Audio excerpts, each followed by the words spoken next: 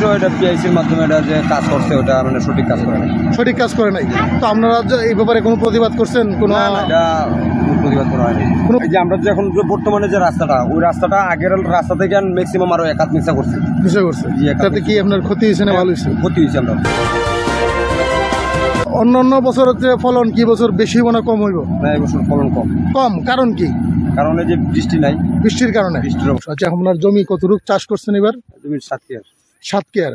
তো অন্য বছর কত উৎপাদিত হইতো আপনার 7 কেয়ার থেকে? এটা তোর হিসাব করিনি। হিসাব করেন নাই?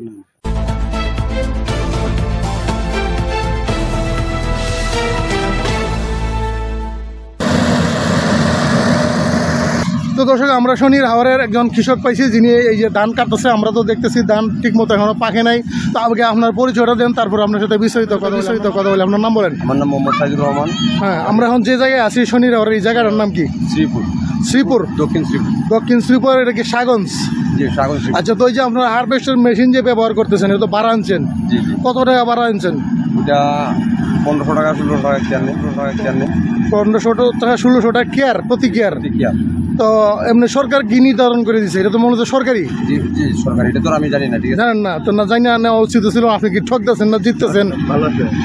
তো এইবার আপনি কতটুক জমি চাষ করছেন? আমি 7 কানি জমি চাষ করছি। 7 কেয়ার।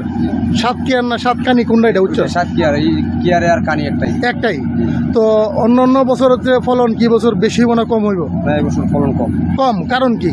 কারণ এই যে বৃষ্টি নাই। বৃষ্টির কারণে। বৃষ্টির তো আমরা সামনে দেখলাম বাঁধ হয়েছে, বেড়িবাঁধ হয়েছে আপনাদের এই হাওয়ার রক্ষার্থে।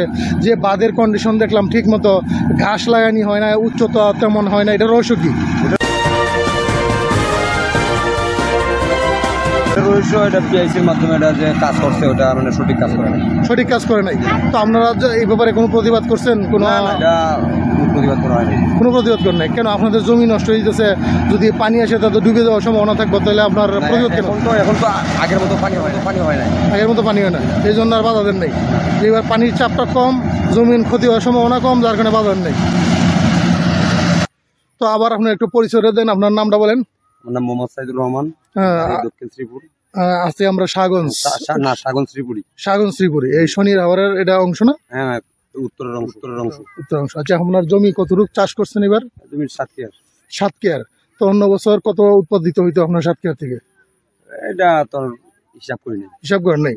মানে বে হিসেবে চাষ করেন। চাষবাস কোনো হিসাবের মধ্যে না থাকলে আপনার জীবনের আয় উন্নতি কিভাবে হয়? ওটা তো মনে করেন এই বেরন দিয়ে আপনার ওগুলা তো আর মাপযোগ হয় না। আচ্ছা, এখন আমরা কাজের কথা আসি। এই যে আপনি মেশিন ব্যবহার করতেছেন, মেশিন কিভাবে ভাড়া আনলেন? এটা তো সরকারি নাকি? ওইটা গ্রামের অনেকেই ভাড়া নেয় না। আমরা তো ধান কাটাই। কত করে কাটাচ্ছেন? কিভাবে? 1500 বা 1600। আচ্ছা, 1500-1600। তো অন্যান্য বছরের তুলনায় এবার কি ফলন বেশি হওয়ার সম্ভাবনা আছে না কম? না, কম। কম। এর কারণ কি বলে মনে করেন? বৃষ্টি বাদল নেই। এমনিতে যে বা যা দেওয়ার দরকার জমিতে, সার সবকিছু দেন, সবকিছু দিয়ে রাখছি, তারপরও মানে হয় নাই। রহস্য তো বৃষ্টির কারণে, মানে প্রাকৃতিক বৃষ্টি না থাকার কারণে। আর এমনিতে তো আর পানি দেওয়ার কোনো সুযোগ নেই। শিলা বৃষ্টিতে অনেক ধান। এমনিতে কি আর পানি দেওয়ার সুযোগ থাকে না? সুযোগ তো পানি তো দিচ্ছেন, তারপরে কাজ হয় না।